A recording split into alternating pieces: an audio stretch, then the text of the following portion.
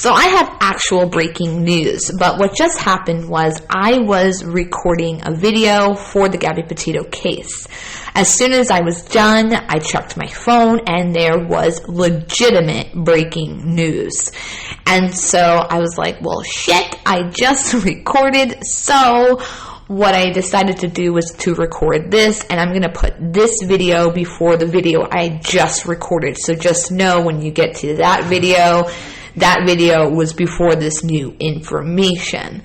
So in that video, you're going to hear me talk about how the reserve was reopened to the public yesterday after a month of it being closed.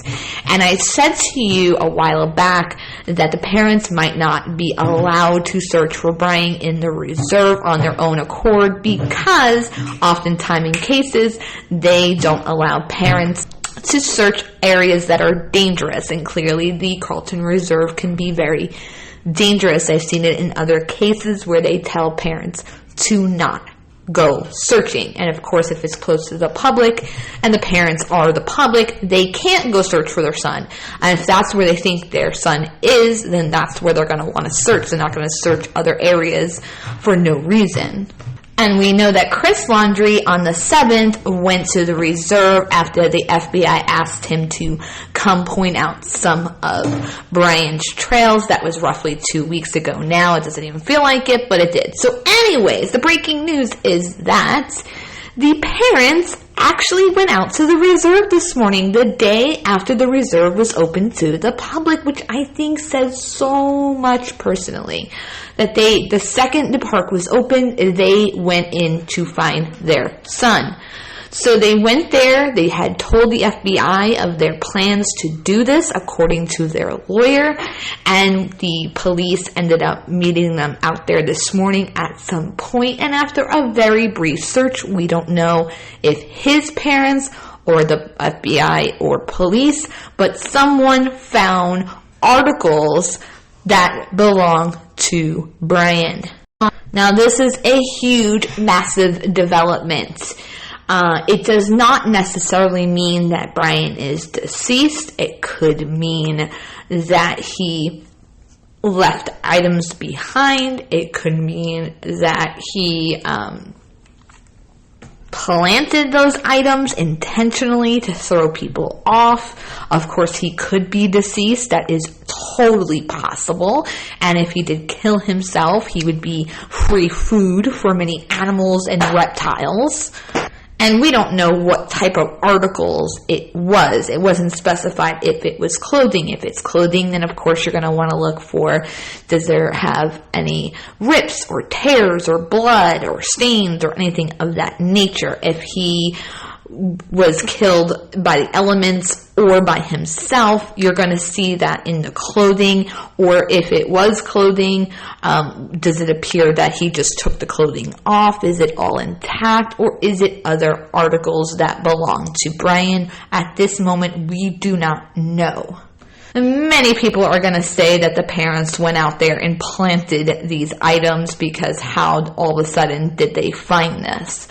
Well, I mean, you can look at it that way, but you also have to remember that these parents are being trailed and watched, and if they left the home with anything, or if there's cameras in the parking lot entrance to the reserve, we're not even totally sure on that yet. And there's also trail cams in certain areas of the reserve. So, you know, if that's the case and they were caught doing that, they will find that out rather quickly. Or it could just be that they were more familiar with Brian's trails and they went out there to do a more thorough search on their own and they found it. Or they went out there, the FBI and police met them out there at some point, and then maybe one of the law enforcement actually found the articles. So what we don't know is what articles. We usually think of articles of clothing, but it may not be. It could be, any type of object or item, of his that the parents know for sure is his. So anyway, this is a big, huge development, and we will see what unfolds over the day and what law enforcement is willing to share with us about the items, what they were, what kind of condition they were in, how many articles were found that belonged to Brian, so on and so forth. But this is the most that we have seen since they started searching the reserve a month ago. And I think it proves that Brian was or is at the reserve. And at some point, he was there for his articles to be there, unless, of course, you think that the parents, knowing they were being trailed and watched, somehow planted these items, which I personally do not believe until I see evidence of such. So now this recording is going to end, and it's going to go into my video that I recorded earlier before even seeing this breaking news. And that seems to happen to me a lot, where as soon as I stop recording, boom, something happens. It is what it is, and I wanted to share it and get it out to you as soon as possible. So again, Brian's parents went out to the reserve this morning. They let the FBI know that they were going to do that. They started to search trails, and at some point by somebody, they did find articles that belong to Brian Laundrie. And tonight I'll come back to you and we'll discuss this further. So now the other recording's going to begin. Welcome to Stillspeakpod. So we have a few updates about the Gabby Petito case. But let me start off by saying it's day 37 since Brian allegedly left his parents' home on the 13th of September and apparently vanished into thin air. It's been 33 days since his parents told the police he was gone, and 32 days since Northport Police and the FBI began their search for him.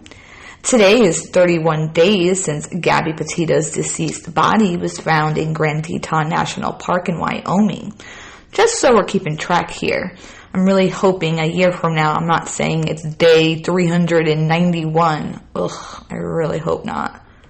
I was going to come to you last night with this video, except my Wi-Fi stopped working for a period of time, and I ended up getting impatient and went to bed. So yesterday, the environmental park connected to the Carlton Reserve is now officially back open to the public after it had been closed for a month, so that authorities can search for Brian Laundrie. And this is an intriguing turn of events. It gives the impression that they must not think that he is there. Why would they reopen it and allow the public back in to be in harm's way? But the thing is we live amongst criminals and very dangerous people every day of our lives, right? I'm not quite sure it really proves he's not there, and they know that. But maybe it just got to the point where they covered the majority of the reserve and nothing major had been found, so they had to make a final call to end the search due to limited resources. Everyone knows the Carlton Reserve now, and if someone chooses to visit it before Brian is found, well, I say that's on them, and be careful. Consider going armed. Not for Brian necessarily, but for the Gators, because I'm not so sure that Brian is dangerous, although he may be by now. Since he's been hiding for a month, he might be losing some of his mind. So it could be because they know for sure he's not there now, but there also could be other explanations. You know, I follow so many cases, and I see cops call off searches for missing children after only a week due to low resources, rough terrain, no leads, and so many other reasons. But Brian Laundrie, his search got an entire month in a swamp in Sarasota County, spending millions of dollars for this coward ass. But I can't complain too much because that money is being spent is really for the investigation into justice for Gabby Petito. But it's really hard not to get greatly annoyed that homeboy is making law enforcement have to find him. A blogger helped locate Gabby's remains, which at that time felt like a needle in a haystack. What's it going to take to find Brian Laundrie, who can be anywhere in the world by now, or not even in this world anymore? And it should have never happened. He should have been watched. If he's never found, oy vey. So then something interesting happened. Severin Beckwith and partner Anna Bretman, both from New York, ironically, just like Gabby and Brian, were woken up in their North Carolina hotel with a knock on the door, and U.S. Marshals bursting in with guns drawn while on a hiking trip from Georgia to Virginia along the Appalachian Trail. Can you guess why this happened? Quote, "The next thing I see is a bunch of guys with riot shields with U.S. Marshals written on them. Handguns pointed at my face," unquote, said Beckwith. He sports a shaved head and a beard. While he was still in his underwear, he was taken out into the hallway and talked to, and marshals noted that Beckwith, apart from some surface similarities to Brian, also had a notch in the upper part of his inner ear, just like Brian's.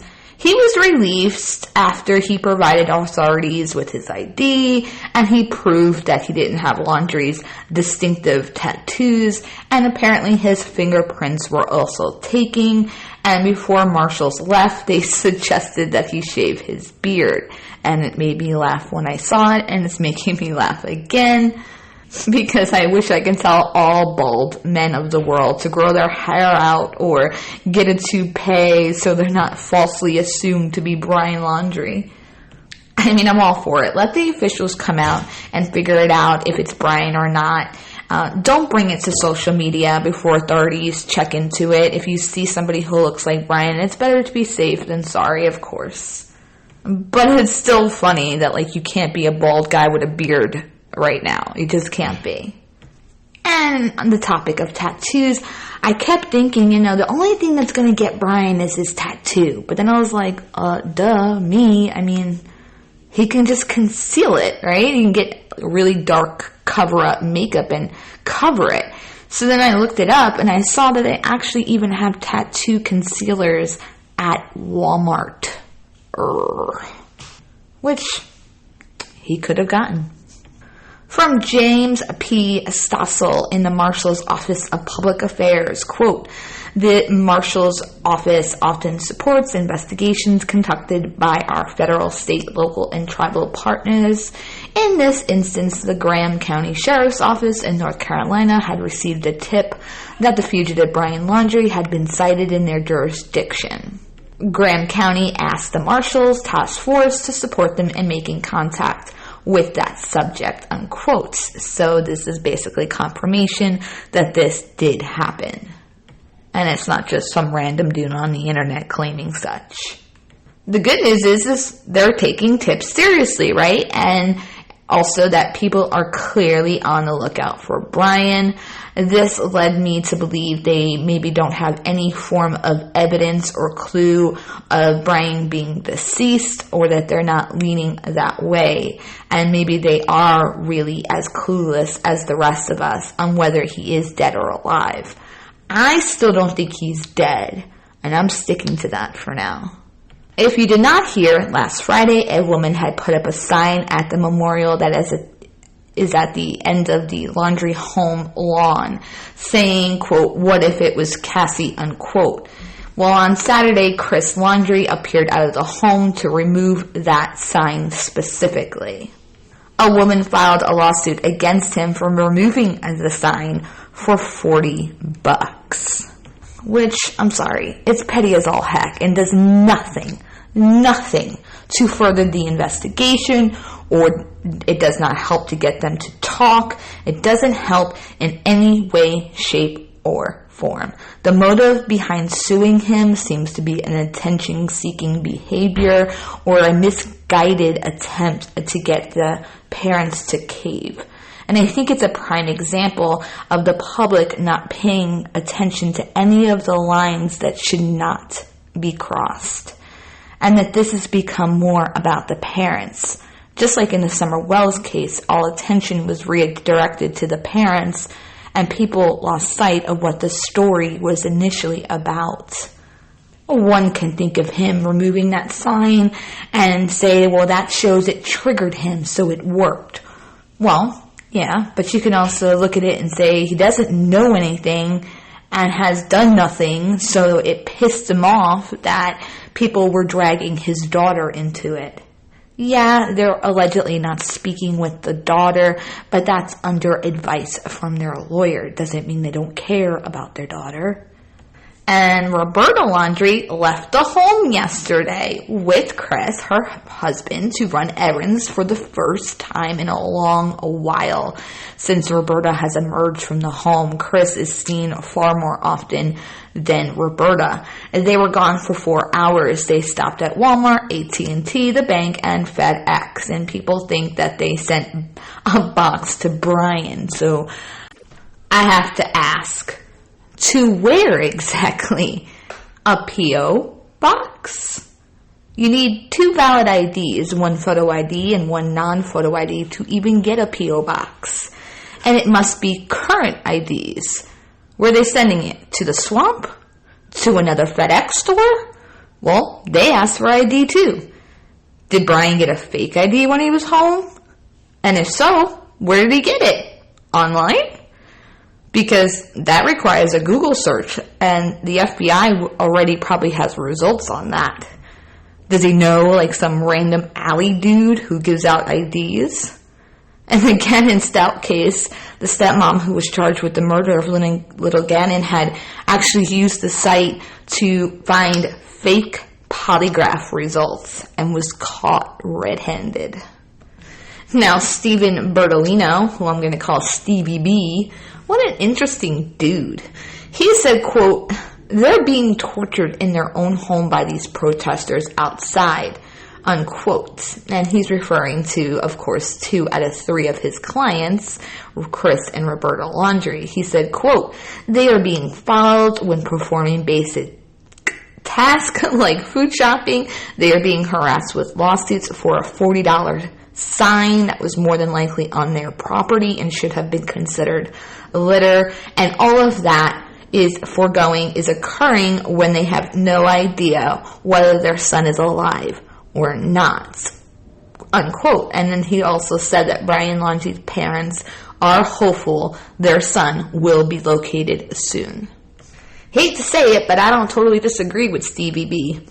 They're certainly being tormented, and I do find it absurd that anyone is following them that is not law enforcement to film what exactly. You know they're not going to answer questions. Are you trying to film what's in their shopping cart like you did at Walmart yesterday? What if they bought tampons? Do we really need to see that? Oh, wait. She's probably in menopause already. Okay. What if they were purchasing something for, I don't know, sexy time? Do we really need to know that? Or wait, what's wrong with me? They're not allowed to do such a thing like that at a time like this. That would totally prove they're guilty. Yes, I'm kidding. And this last line about not knowing whether he's dead or alive, if true, that sucks, and I feel for any parent, no matter the side, who doesn't know if their child is okay or not. And I really hope Brian did not end his life, because that would be tragic. And not in the way that most people think I mean that. It would be tragic in the sense that this young couple, headed out on this trip that so many people wish they could take. And it resulted in both of them being dead. And for what? What would it be for?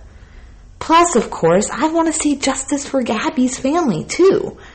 So it'd be a really shit ending, in my opinion, if he's no longer alive. Or if he takes his life as the FBI moves in on him.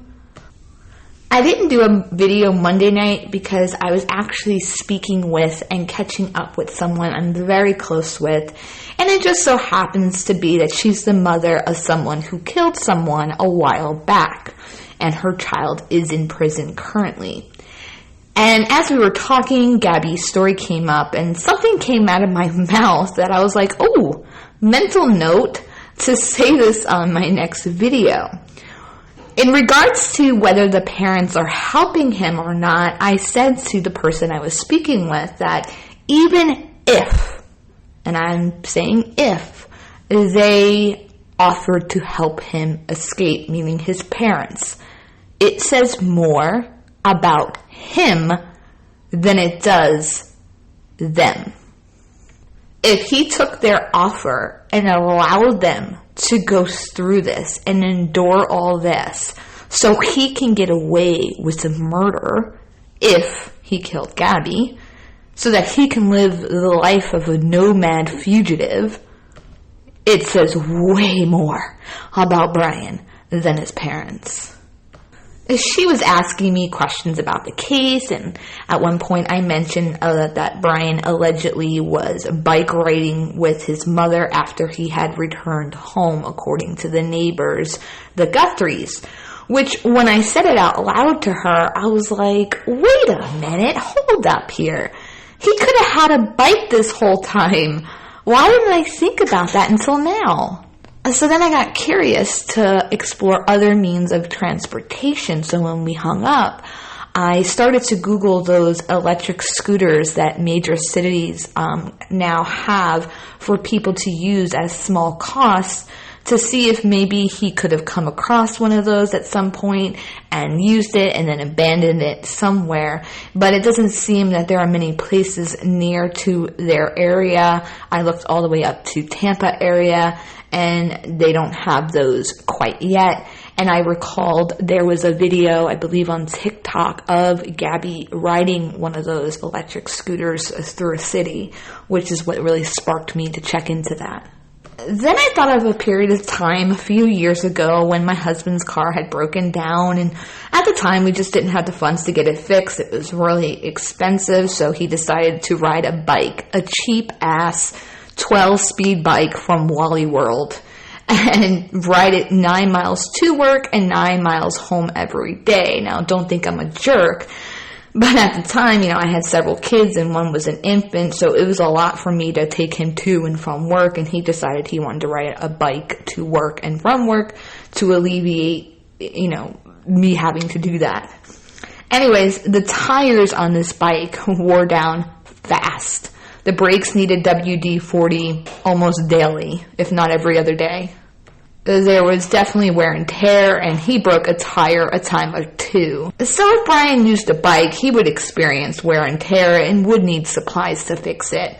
That being said, does not mean he did not or could not have also stolen a different bike, but you gotta be lucky and come across an unattended one and not get caught on camera stealing it, which of course is a big risk. Desperate times cause, desperate measures, but that's still a big risk for a fugitive. So that was Monday night when that thought came to my mind. And then yesterday I woke up and someone in Dunedin, Florida had released some footage of a man riding a bike with what looked like a flat tire, who does actually resemble Brian somewhat, and he had a hat on. It was actually the first time a potential sighting caught my attention. All the rest of the sightings I've laughed at or rolled my eyes at. And that area of Florida is northwest of Northport, and it's roughly 2 hours and 45 minutes in a car, but a whopping 14 hours on a bike. Which, it has been 37 days, and if he rode the bike 2.5 hours a day or a little bit more each day, he could be that far by now on a bike. It seems kind of ridiculous, but I think it is possible, and I hope that they check other cameras in that area to trail the man seen on the footage to at least check him out. Which it also makes me wonder if the FBI looked for bikes in the laundry garage when they did the search warrant. If he rode bikes with his mom, and that's true, that means there should be at least 2 bikes in the garage at minimum. I seen someone say in a group this week that they think he took the Mustang so he can take more stuff with him, and that he needed the Mustang to transport it to the reserve. I'm not really sure why this person didn't take that thought further, because if he needed a car to transport it, what did he do with that stuff once he got there and no longer used the car? Whatever he took had to be able to fit on his back. He's not going to be walking around with bags in each hand, one on his chest, one on his back. I mean, come on, that's drawing attention to himself. He may have tops one medium-sized backpack and one small bag on him. I doubt any more than that. If he took out a sleeping bag and all these bags and whatever he needed, someone would have seen him transporting that into the reserve to set up a spot. And if he had to make a dash for it, there's no way he could take it all in a rush, which means leaving behind items that would be evidence for the police. Another person I saw in the group said that they think that Brian's parents were called from the crime scene, meaning the one in Wyoming, and that they were the ones to tell Brian to get home and that they'll deal with it when he got there. But if that were the case, then they could have gotten him a plane ticket home and he would not have needed to remove money from Gabby's account, but be funded by his parents to make his escape home. And if he was already out there in the middle of nowhere and they wanted to help him escape, why not just tell him to stay out there and disappear and tell him that they'll just report him as missing? It doesn't really make a whole lot of a sense, in my opinion. One of the biggest things that are being discussed currently is whether a burner phone or phones are being used between Brian and his parents, or Brian, just has one. And burner phone topic seems to come up in many cases with internet sleuths. We're going to get into that in a moment, but I looked up backpack and cash. And according to Google, roughly, for an average size backpack, you can fit somewhere between $500,000 and $1 million. It said that it would take a lot, though, to fit $1 million, and it would make the bag bulge and risk breaking the zipper or money being caught in the zipper.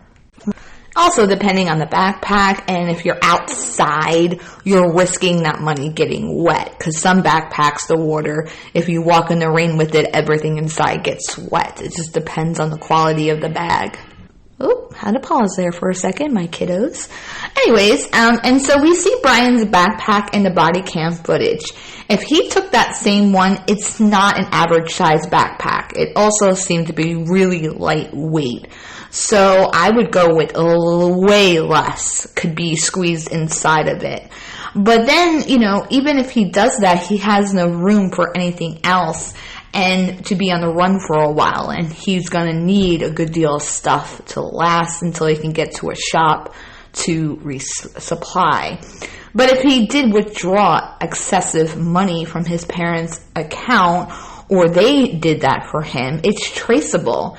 And if it happened, the FBI most likely knows about it. If it came from the parents' account, clearly that would be alarming. It could have come from Gabby's account because the warrant was at least $1,000. We don't know how much money actually was taken.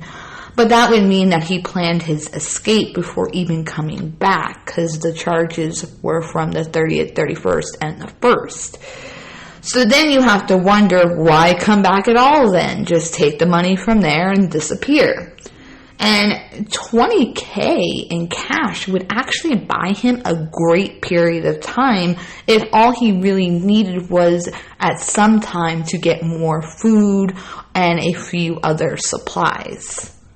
And there are places that take credit card only, just like some places take cash only. So I considered, could he use one of those prepaid Visa cards you can get at Walmart?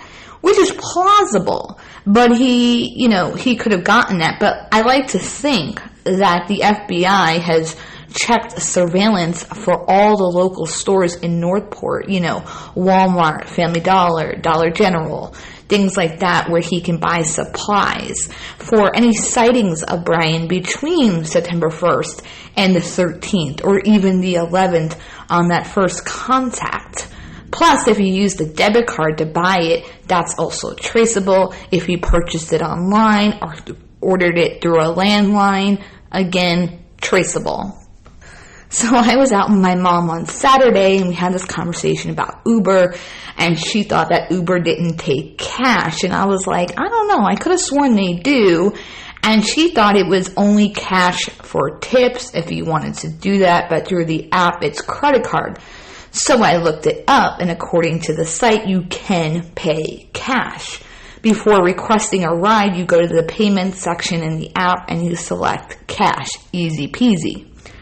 Now, Lyft does not take cash, but some places still have regular old cabs, and you can use cash with those. The issue is with contacting an Uber or cab. You can walk to a cab place, but then you need to know where one is. And if Brian has no phone, which I highly doubt that he does, that he doesn't have GPS to get there. With Uber, they have a phone number that you can call if you don't have the app, but all they do is help you to set up an online account. So all in all, for any of these, he would need a phone or internet access to use them. Again, traceable. Train tickets and Greyhound tickets are also traceable, and there's cameras everywhere. The closest Greyhound to Northport is in Tampa and then in Orlando. So he would still need to figure out how to get from where he was to those locations. Then Amtrak is in Jacksonville, Palatka, DeLand, Winter Park, Orlando, Sanford, Kissimmee, and Tampa. Closest one for him would be Tampa. Again, he would need to get there. And it's an hour away in a car alone. So the question is, if he's anywhere else besides the Carlton Reserve, how did he get to where he needed to get? So many throw out these theories of Canada, Mexico, Appalachian Trail, Ohio, North Carolina, but nobody ever seems to elaborate on how he got there. They don't walk their theory out. In what car or means of transportation did he get there? And we just went over to get to a train or Greyhound bus. He needed to get to those depots on foot or on a bike or in a car. Northport to Tampa for Amtrak or Greyhound on a bike is 8 hours. On foot, it's 28 hours of walking without stopping. Most Amtrak stations, like I said, have cameras, as does Greyhound. And I forgot to mention that Uber actually records now too. And someone will say hitchhiking because they believe the hitchhiking story that happened in Wyoming. Well, I would argue that was when no one knew who Brian Laundrie was. Doing it now, even masked up with a hat on, would be rather dumb. If someone knows the story, they would be side-eyeing him because of him allegedly hitchhiking in Wyoming. We can't really seem to all agree on whether Brian is really dumb or really smart. Maybe he's smart with no common sense. I don't know. That is possible. I still don't believe that he hitchhiked in Wyoming. And you can listen to my videos on where I explain why I don't believe it. Possible, but I don't mean that way at all. Now back to the phone. This was a big topic on WFLA livestream yesterday. So many people want this burner phone thing to be real. And they try to throw out all these possible ways that Brian could have had one, and so could his parents. Even though no matter which phone you bring up, it's still all traceable one way or another. Even if you make an anonymous account with a prepaid phone or a burner phone, to be totally anonymous, you need to use public Wi-Fi. If you do it in your home or on a landline or through another cell phone, boom, it's traceable. So you would need to Google how to avoid being traced to find that out, and if you did Google it, then police have that and they'd be able to track it. If he somehow knew that without Googling it, that he needed to set it up anonymously and to go use a public Wi-Fi to set it up, well, then maybe he's smarter than I'm expecting him to be. I just don't see him automatically knowing to cover his tracks that well.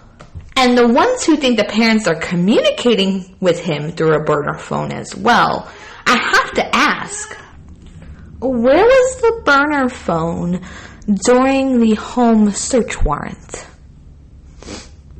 We don't see the parents come out with anything in their hands and then they're placed in the van. Do you think that or do you not think that the FBI checked their phones in the home or took them away entirely by the end of the warrant? Let me guess. They knew in advance of the warrant and they hid it in the garden bed. Sorry, I had to go there. But no, seriously, where was their burner phone during that 8-hour ordeal where the FBI was in their home? If he really had purchased a burner phone at AT&T, which they actually call prepaid phones, then cops have already looked into that purchase, especially since Stevie B mentioned him buying a phone on the 4th, and that the FBI has that phone now. So they would know how many phones were purchased at that store.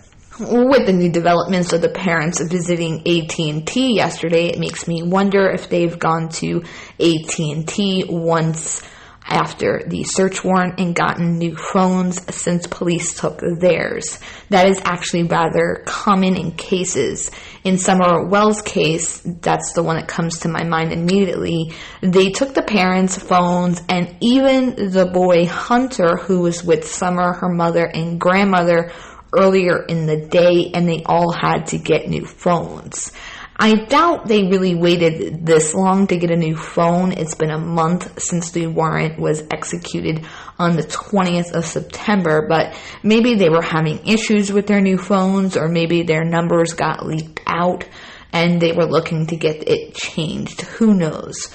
Only time I ever go to a phone store is if my dang phone breaks, because they all suck, in my opinion, Android and Apple. And I also have a tendency to break screens because I'm always doing 10 things at once. Despite having high quality cases, I break screens often. Unfortunately, because they cost a hot dime. So, FBI definitely probably would have found a burner phone or a prepaid, and they would have taken that in addition to the one Brian allegedly left behind and their initial phones. And I can't think of anywhere that phone could have been during a search, because it's not like the FBI calls and is like, hey, we're on the way there to execute a search warrant, heads up, because that would give them time to hide anything where they wouldn't be able to find it. I know movies make burner phones seem cool and easy, but in real life, really not so much. And then I thought about a Cash App. And while the transactions are anonymous to you and the person sending it, they can, will, and have shared transactions with the police if it is a situation like this with warrants and whatnot. Or like serious situations if you're a fugitive. Cash App, obviously he would need access to a computer or phone for the app to receive the funds.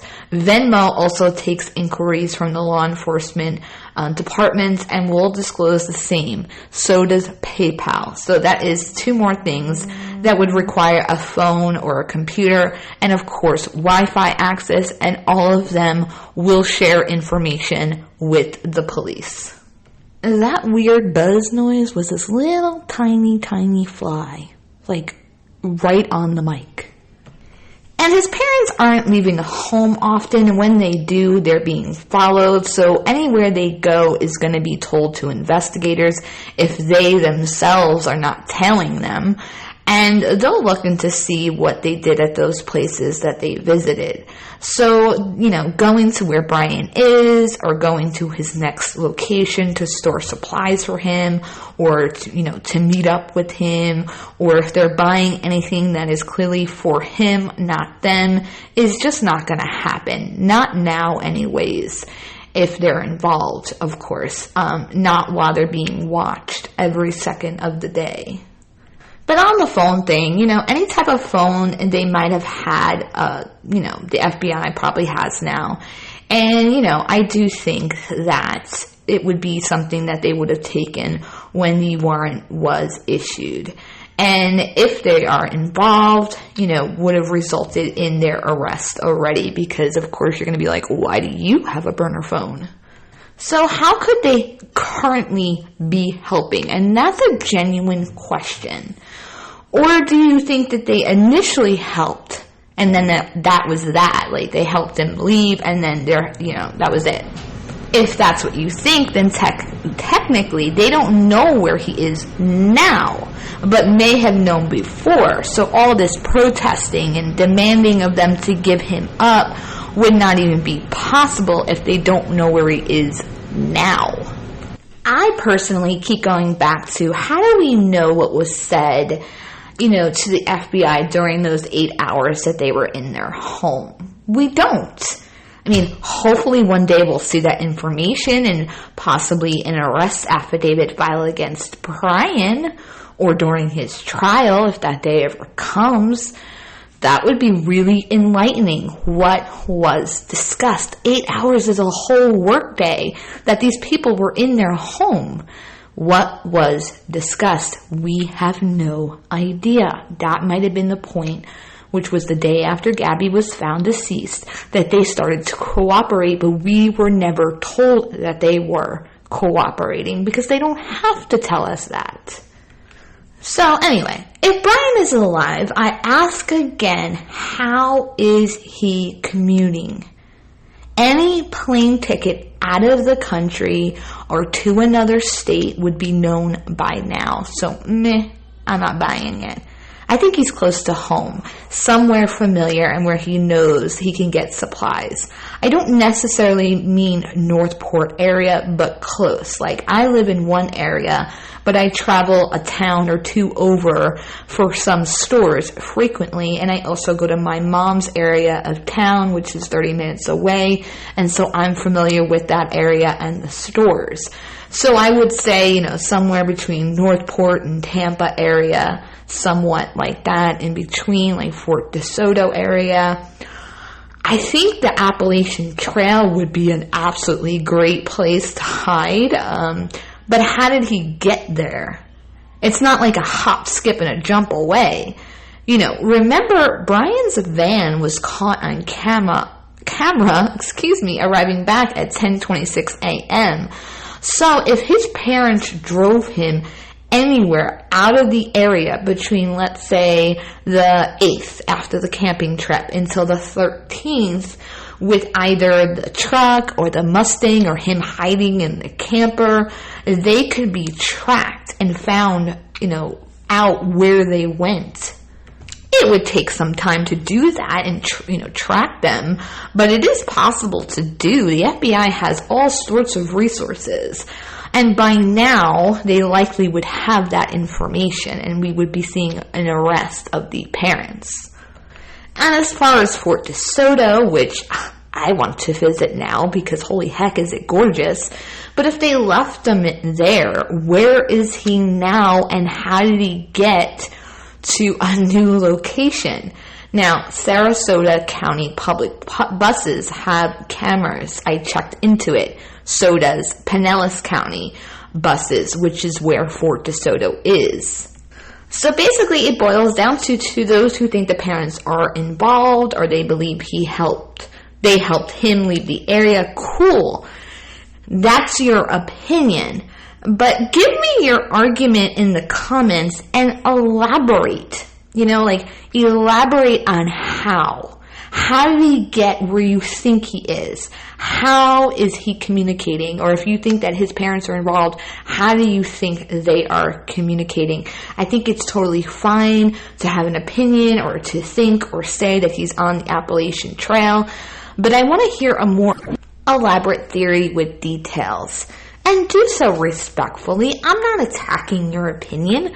I'm open to hearing your arguments. What we do know is that he's not using the van because not only did the police take it, but it was actually spotted being transported on a tow truck yesterday on I-75. There's a lot of speculation on where it might be going. Nobody actually knows. So Definitely not the ban. And if his parents were helping him, I go back to why not allow him to take the Mustang to the location that he was set on going to, like out of the state. So let's say they came up with the plan that he was going to go to the Appalachian Trail. Why not advise him to take the Mustang up to that area, abandon it, and then make his way to the Appalachian Trail, and then them just report the Mustang as missing, or that they think he took it or it was stolen. So we went over all the different ways he can have money. We talked about carrying cash in the bag and how much he'd be able to fit. You have to consider him being outside in the elements and possibly getting that money wet. We talked about how some places only take credit card just like they only take cash. We talked about cab and Uber and buses and electric scooters and trains and planes and burner phones, that no matter which way you want to flip it and throw out all these different ways he can have a phone, it still goes back to they're traceable. The only way it would have worked with a burner phone for him to have, okay, is if he knew to set it up anonymously, okay, and knew to use public Wi-Fi access to do such without having to Google how to do that. Like, he just automatically knew, which seems a bit of a stretch in my opinion.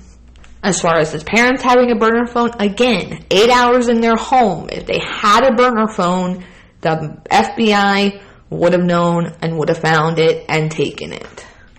So, in 2021, it's not so easy to do these things. And you can find all these stories from 5, 10, 15 years ago where these fugitives were doing certain things that just don't necessarily apply now.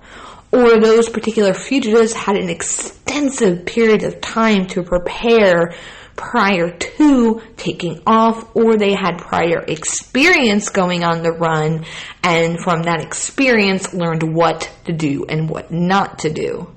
But in 2021, with everything being so traceable nowadays, it's next to impossible to go on the run for long periods of time completely untraced. So if he doesn't have Visa gift card, or if he's not using any type of app, because he would need Wi-Fi and a phone and all that other stuff, that means that it only leaves cash, and that he's only able to go to places that take cash, or a credit card, and aren't a place that just requires a credit card. And if he doesn't have a phone, he doesn't have any sort of GPS, so he would have to have a general idea of where he's navigating, okay? I'm sure he has a compass, but that's only going to get you so far, right? Especially when we, as humans, in 2021, we rely on technology so much we don't even realize it. And I think that if we all threw our phones away, we'd be like, oh my God, I feel lost, because we use it for so much. So all these avenues still lead me back to, he's close by. He's got to be close by. I just don't see how he could have gotten very far. Maybe, an 8-hour bike ride if he had a bike with him. Sure. Okay. That's plausible. But close. I'm not even sold he's out of the state of Florida. And let me tell you, there are so many places in Florida that he can hide out. So many places, and places that aren't swamps where he can be eaten by alligators, because not all of Florida is swamps. For all we know, he's living in a homeless tent camp somewhere. Nobody would even know who the hell he is. Those people don't have phones and TVs to know who Brian Laundrie is. And if he hangs out with those people, then he knows where to get a shower, where to get food, things like that. So I say, if he's alive, he's somewhere close, and it's only a matter of time where he emerges and is caught. Anything outside the state or any type of travel, I need you to talk to me on how he got there. Who took him somewhere? How did they escape toll booths and traffic light cameras and all of that? And if he took a bus or a train or whatever, Amtrak, Greyhound, again, how did he go undetected? And do you really think that the FBI hasn't checked all the local or closest Greyhound and Amtrak and plane tickets and all of that? So I'm going to wrap it up because my kids are inside being loud. You might be hearing that. So just let me know in the comments if you're one of those people who think that the parents involved or you think that he, escaped someplace else. Kindly tell me in the comments and elaborate. How did he get there? Until next time, I'll see you soon.